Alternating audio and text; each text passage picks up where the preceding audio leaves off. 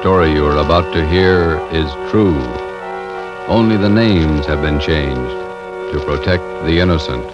Fatima Cigarettes, best of all long cigarettes, brings you Dragnet.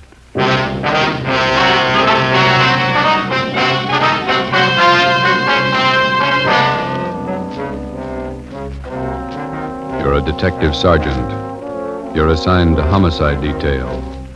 A confessed murderess is paroled from the state prison for women. After 7 months, the parole office loses contact with her. Your job, find her. If you want a long cigarette, smoke the best of all long cigarettes. Smoke king-size Fatima. Fatima is the long cigarette which contains the finest Turkish and domestic tobaccos superbly blended to make Fatima extra mild. And that's why Fatima has a much different, much better flavor and aroma than any other long cigarette. That's why Fatima has more than doubled its smokers coast to coast. So enjoy Fatima, the best of all long cigarettes. It's wise to smoke extra mild Fatima. It's wise to smoke extra mild Fatima.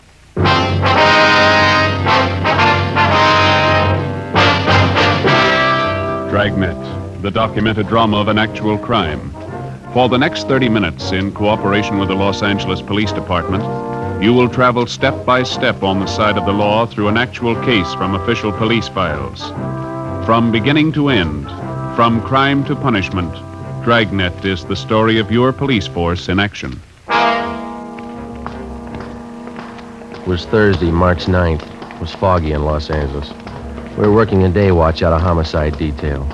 My partner's Ben Romero. The boss is Thad Brown, chief of detectives. My name's Friday. We were on our way back from the state building, and it was 2:45 p.m. when we got to the city hall, room 29. Handwriting analysis. Want to have a seat, Fred? Okay, thanks. I'll see if Don's around. Maybe in the back room. All right. Don Meyer. Don, you here? Yeah, come in just a minute. Oh, hi, Ben. Got a quick job for you, Don. Can you spare a few minutes? Think so? Hi, Joe. Didn't Hi. see you. I'd like to have you meet Fred Galloway, state parole. Fred, this is Don Myers, our handwriting man. All right. Got a couple of signatures here. I'd like to have you check them now if you can. No, I can try. Let's see what you got. You want to show them, Fred? Yeah. These 3 sheets here, Don, marked November, December, January. I'd like to know if the signatures on them compare with the signatures on these 2 here. They're marked February and March. Let me see. Thanks. Mm-hmm. Yeah, well, it shouldn't take long. Why don't you fellas have a seat? Huh? Yeah, okay. How's this thing shape up, Fred?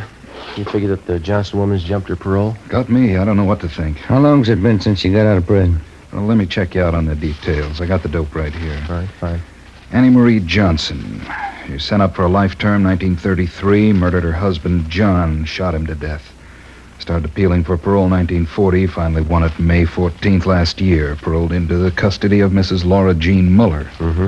Where does this Mrs. Muller live? Down Wilmington. Old friend of the Johnson woman. She fought for 10 years to get her released from Tehachapi. Have you been in touch with Mrs. Muller lately, Fred? Only by mail. We've been sending her monthly report forms all along. She's the person that Annie Johnson was paroled to, so the form has to be filled out, then signed by Mrs. Muller and mailed back to me. Yeah, I know.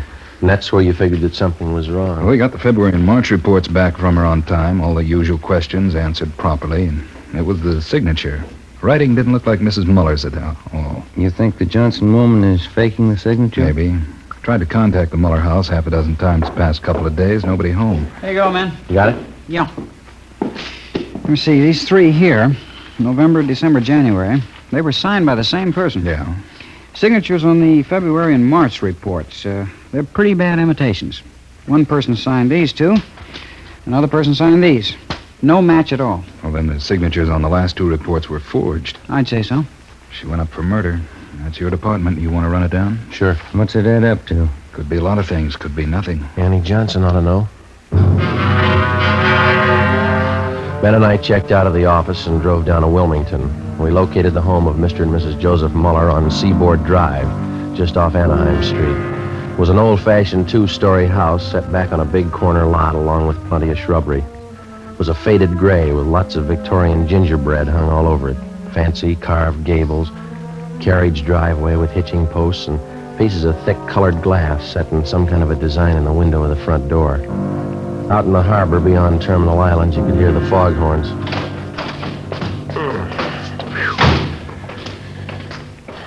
They sure get the fog out here, don't they? It's pretty thick today. My aunt used to live just above here, Grant Avenue. Oh, uh-huh. Couldn't take the fog, so she moved out the valley. Garden could stand some taking care of. Yeah, the weeds are doing fine. Want to try it again?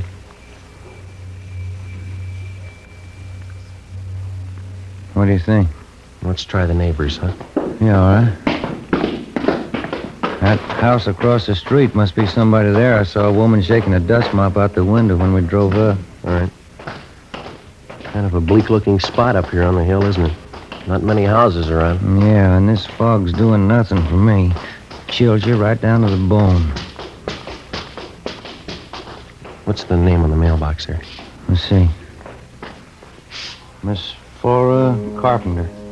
Well, maybe she can tell us something.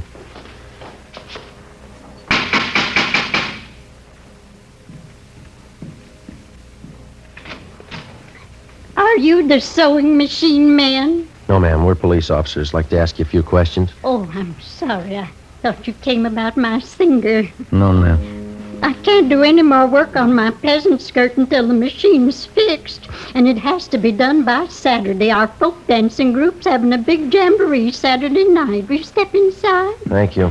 This is Sergeant Romero. My name's Friday. Oh, how do you do?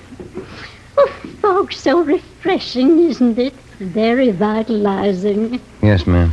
Are you acquainted with Mr. and Mrs. Muller across the street, Miss Carpenter? The Muellers? Yes, I've known them for years. And they have an Annie Johnson living with them? Yes, one of my very good friends. She's employed as a housemaid for the Mullers, is that right? Well, I guess you could call it that. Actually, she's more of a companion to Mrs. Mueller since poor Mr. Mueller got sick. What's his trouble? His mind. Poor man just lost his senses. He's at the state hospital at Norwalk. Mm-hmm. When did they send him there? Let me see. This is March. It must have been last November.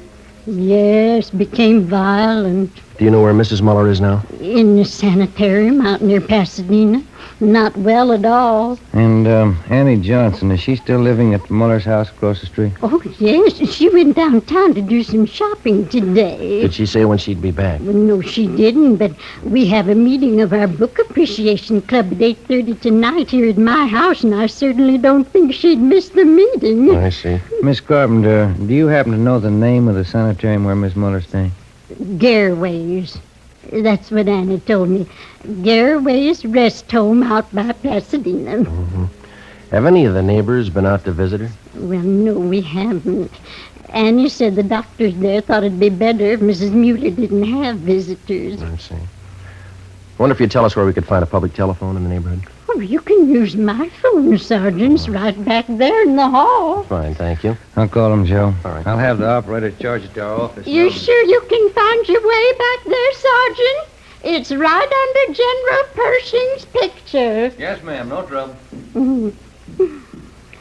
I was just thinking, Sergeant Friday. Yes, ma'am. Would you know anything about repairing sewing machines? No, I'm afraid not. Oh.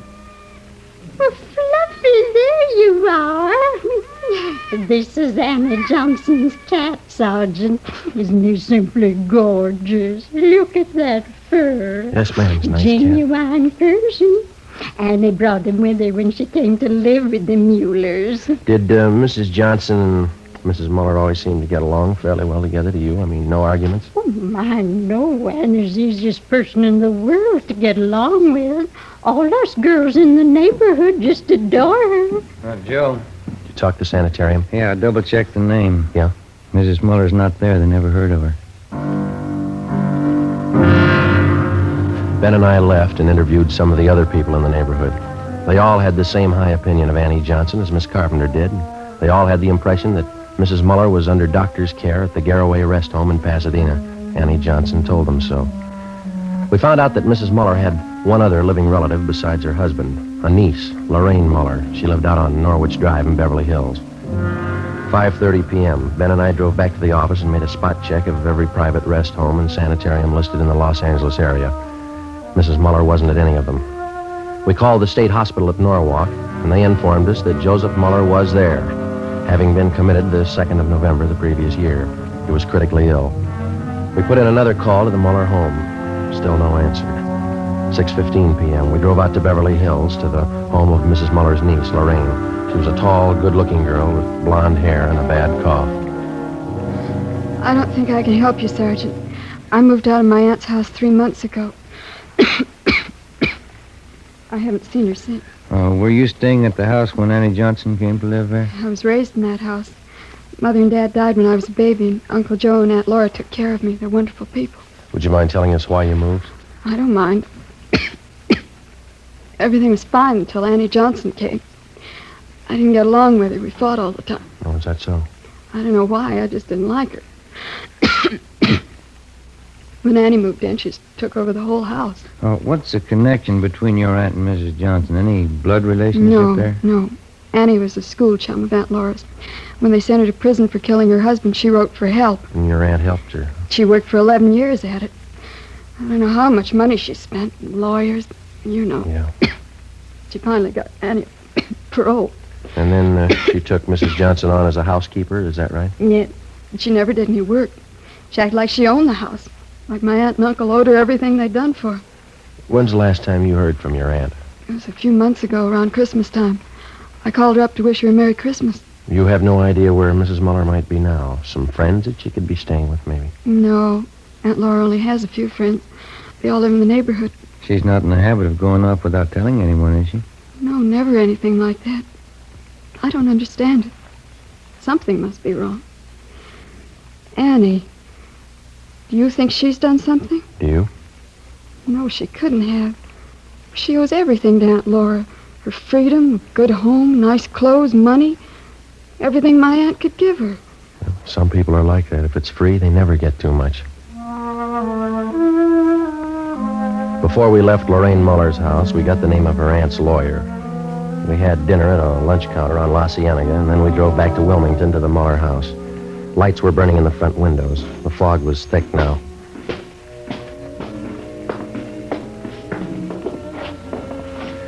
Guess that's her singing. Yeah. You want to ring the bell? Mm-hmm. Can you see in through the curtains, Joe? Yeah, she didn't hear it. Let's ring it again.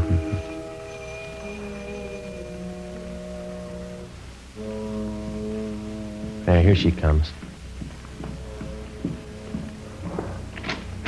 Yes? Are you Mrs. Johnson? Yes, that's right. What is it? Police officers, our identification. Oh. Yes, won't you come in? Thank you, ma'am. Thank you. We'll go in the parlor, shall we? All right. No. We're February and March. Yes? We think the signatures on those two reports are forged.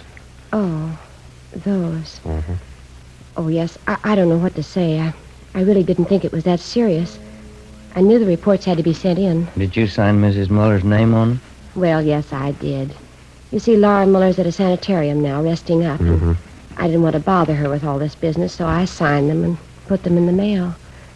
But forgery, I didn't think it was that serious. Mm-hmm. Which sanitarium is Mrs. Muller staying at? Garraway's. A very nice place. It's near Pasadena. She's been there about 2 months now. Have you been out to visit her yet? No, I haven't. I'm a little ashamed of myself. I've just been too busy keeping up the house here. It's lots of work. Yes, I understand. I suppose you drove Mrs. Muller to the sanitarium.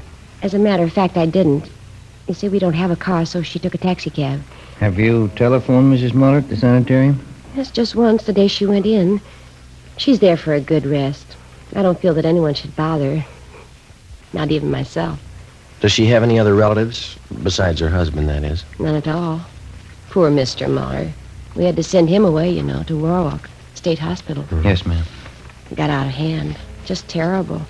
He almost murdered poor Laura once, and those were awful days. He's much better off where he is. Yeah, it's too bad. Well, that's about all, Miss Johnson. Oh, here. Let me show you to the door. Thanks. You'd better contact your parole officer the first thing in the morning and clear up this matter of the reports. I'll do that. Thank you. Good night, Miss Johnson. Thanks again. All right. Good night.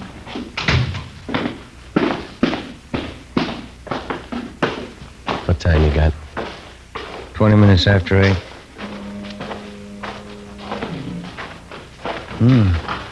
Light just went on in the attic. Yeah. What do you think?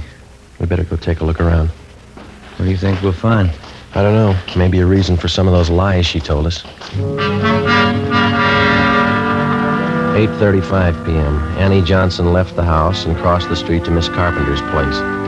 In the Muller house, in a small desk in one of the rear bedrooms on the first floor, we found a file for Mrs. Muller's business papers. In the file, we located 3 of her insurance policies. There was one for $5,000 and 2 for $3,500. Each policy had a rider attached, changing the beneficiary from Joseph Muller, the husband, to Annie Johnson. $12,000 worth of insurance. Yeah, let's get them back in this folder. Did you get the policy numbers? Yeah. What's this? Let's see. Phone bill. Light bill. Here's one. Labor bill. $1 an hour paid to Tom McCrae, charged to Annie Johnson. Let's go. Yeah, I want to get this address here. Tom McCrae, East Jefferson. There's her cat. Yeah, let's go see what we can find upstairs, huh? It's a pretty cat. We went upstairs to the second floor of the house and searched the rooms. We went up another flight of stairs to the attic. For a full half hour, we searched through dozens of corrugated cartons crammed with souvenirs and picture postcards. Joe, come here. Yeah. Take a look. Wrapped in newspaper. 3220 Colt. 3 empty cartridges. We got a gun and we got a suspect. Those insurance policies could be the motive. Let's pray to God there's no victim.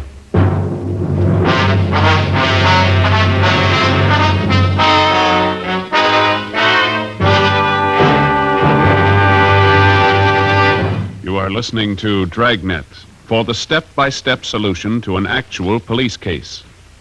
Here, step by step, are the reasons why Fatima has more than doubled its smokers from coast to coast. Step 1. The name Fatima has always stood for the best in cigarette quality. Step 2. Long cigarette smokers discover Fatima has a much different, much better flavor and aroma. Step 3. Long cigarette smokers find Fatima extra mild. Fatima is the long cigarette which contains the finest Turkish and domestic tobaccos superbly blended to make Fatima extra mild. And that's why more and more smokers every day agree It's wise to smoke extra mild Fatima. It's wise to smoke extra mild Fatima. yes, the name Fatima on that golden yellow package is your insurance of an extra mild smoke. So enjoy king-size Fatima, the best of all long cigarettes.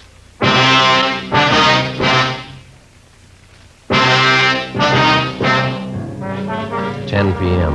An immediate stakeout was placed on the Muller residence in case Annie Johnson made an attempt to leave during the night. Ben and I took the gun that we'd found to the crime lab for analysis. The next morning, we checked with the Muller's family attorney. He had no idea as to the whereabouts of Mrs. Muller, but he told us that about 3 months ago, she'd ordered him to draw up a new will for her. Under the new provisions, Annie Johnson was to be the sole heir of the Muller house and property, plus an additional $1,500 in bonds. Friday, March 10th, 11 a.m. While Ben checked with the insurance company, I met with Captain Elliott of Homicide. You got everything but a victim, huh? Where are you looking? We'd like to shake down the Muller house again before we look anyplace else. Didn't have a chance to give it a thorough going over last night. You're sold on the idea it's a Johnson woman? Looks like it. Sure it couldn't be a freak disappearance. No, sir, not in my book. Annie Johnson's got some big reasons for lying to us. I'd like to find them. How do you figure on doing that? Well, if we could pull her in and question her, just to get her away from the Muller place, I'd like to take a detail of men out there and shake the house from top to bottom. Just checked with the insurance companies that issued Miss Muller's policies. Yeah. And we got it right. Annie Johnson gets the dough if Mrs. Muller dies. Oh. Something else. The changes in the policies were made during the last 2 months at her home. It doesn't jive. Why not? Well, Annie Johnson told us that Mrs. Muller's been in the sanitarium for more than 2 months. Here's a capper, Joe. What's that? Gil and Zenas went out to State Hospital at Norwalk to talk to Mr. Muller. Yeah? Joseph Muller died at 8 o'clock last night. Death from natural causes. What's that prove? Wait a minute. When Joseph Muller was committed to the institution, Annie Johnson figured prominently in that commitment. She had a lot to do with sending him away. Didn't take any chances, did she? Annie Johnson is left with the house, the bonds, and the insurance money. She had all the answers. Yeah, all but the right one. While Captain Elliott called in Annie Johnson and questioned her, Ben and I, together with a detail of men from homicide and Lieutenant Lee Jones from the crime lab, drove out to Wilmington and started a thorough search of the Muller house. We took it floor by floor, starting with the attic. By 4 o'clock that afternoon, we had searched the attic and the second floor completely without finding any additional physical evidence. 5:30 p.m., still nothing. The fog was coming in thick now. Captain Elliott called and said the Johnson woman was on her way home. The search went on. Anyone check the cellar yet? Let's give it a look, huh? Okay. Joe, come on down. Lee's with me. We're checking some stains. What do you got, Lee? Picked up this line of stains here, Joe. They run down from the top of the stairs. Pretty faint. Let me see. Mm-hmm. Try a few drops of benzodine, see what happens. Okay. Let's have a look around, Gil, see what we can find. There's no lights down here. You'll have to use your flash. I got one. Well, not much of anything, is it? Guess they use the attic for their storage place. Yeah. Wait a minute. Put the light over this way, will you, Gil? No, in the corner. That's it. See something? I don't know. Yeah, have a look here. New patch of cement. Looks pretty new alongside the rest. Yeah. There's a sledge and a couple of shovels back in the garage. Get them, will you? Yeah. Joe, Yeah. stains turned blue. It's blood. Lee Jones took some sample scrapings and went back to the crime lab to give them a precipitant test to determine if the stains were made by human or animal blood. We broke away the patch of new cement work in the cellar and we began digging.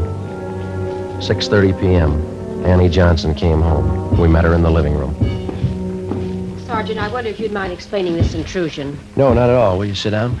I believe I'm the one to offer hospitality here. It's my house. Is it, Miss Johnson?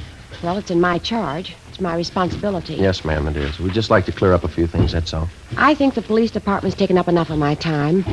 I spent half the day at the city hall answering silly questions. Now, if you'll excuse me, I have an appointment at the beauty shop at 7 o'clock. Maybe you better cancel it. I don't see any reason why I should. What is that noise? Coming from the cellar. Someone's down there. We're police officers, Miss Johnson. We're searching the house.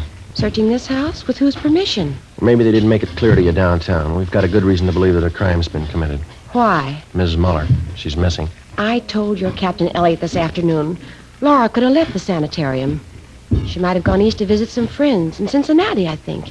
She has some friends in Cincinnati. How could Mrs. Muller leave the sanitarium? She was never there. Maybe she didn't stay at Garraway's.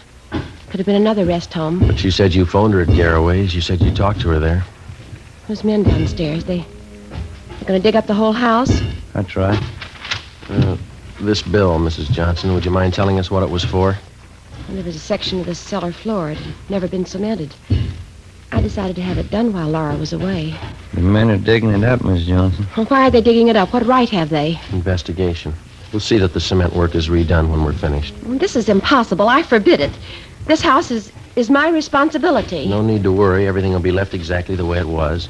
We'll leave the house just as soon as the men are finished. Oh, well, then perhaps I can keep my appointment with the hairdresser.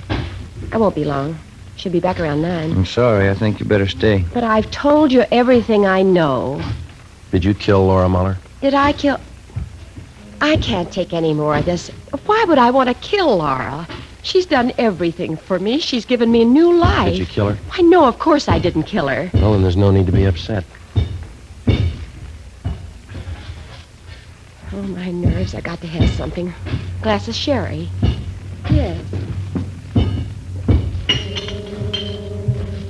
Digging.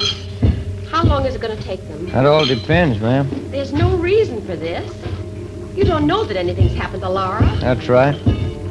Laura's the best friend I have in the world. 11 years. That's how long she fought to make them let me out of prison. She's the only one who believed in me. Yes, ma'am. She is. She's given me everything. She wants me to have everything I want. I wouldn't have a reason for killing her. Why, my clothes, my home here, money, they're all Laura's. She's given them to me.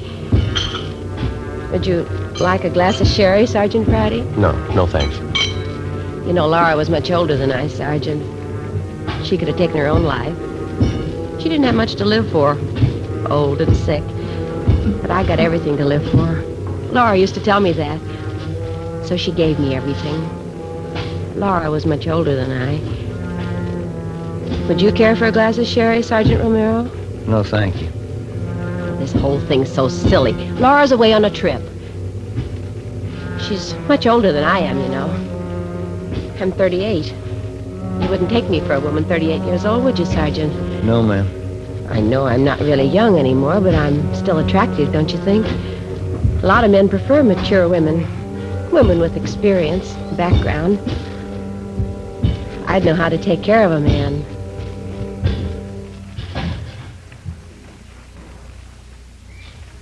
Joe? Yeah?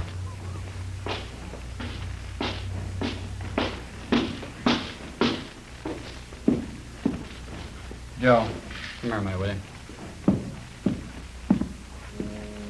Yeah? We found her.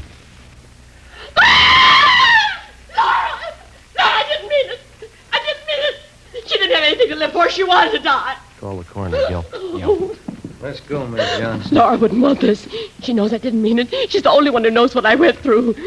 Years in prison. Laura understood me. She gave me everything. Yes, she did. Ask anybody. They all know how Laura felt about me. Ask anybody. We can't ask her.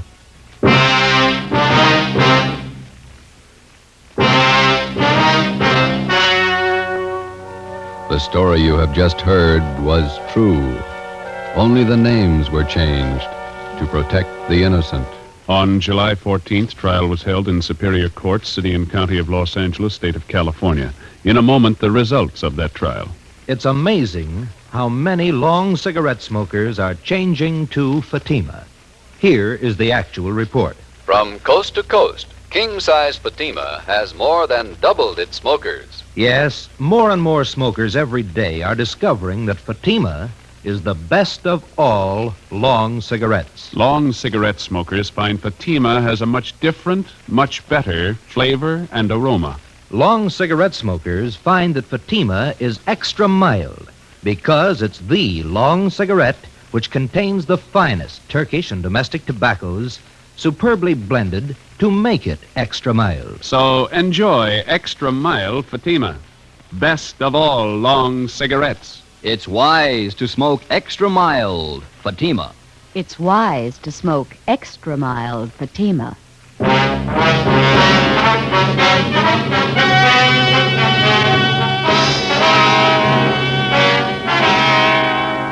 Annie Marie Johnson was tried and convicted of murder in the first degree. She was executed in the lethal gas chamber at the state penitentiary, San Quentin, California.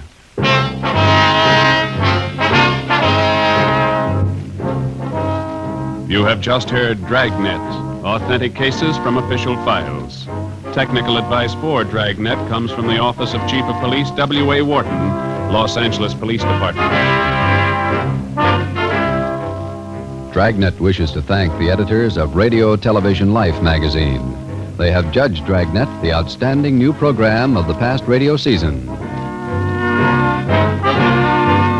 Fatima Cigarettes, the best of all long cigarettes, has brought you Dragnet from Los Angeles. Tomorrow, hear the Ronald Coleman's charming series, The Halls of Ivy, on NBC.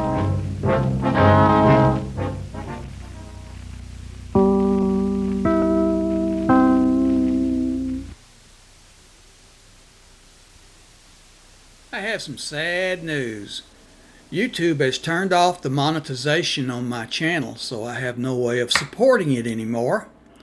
So I'm asking if listeners can please help support this channel. There's links to Patreon and PayPal, both in the description below. Anything you can help will be appreciated. Thanks for your support and enjoy the shows. Hey, we want to say thanks for tuning in. Please like and subscribe so you don't miss any. You got a lot more of these up there. Go check them out under the playlist. Leave us a comment. Tell us what you want to see, what you think, and we'll see you next time.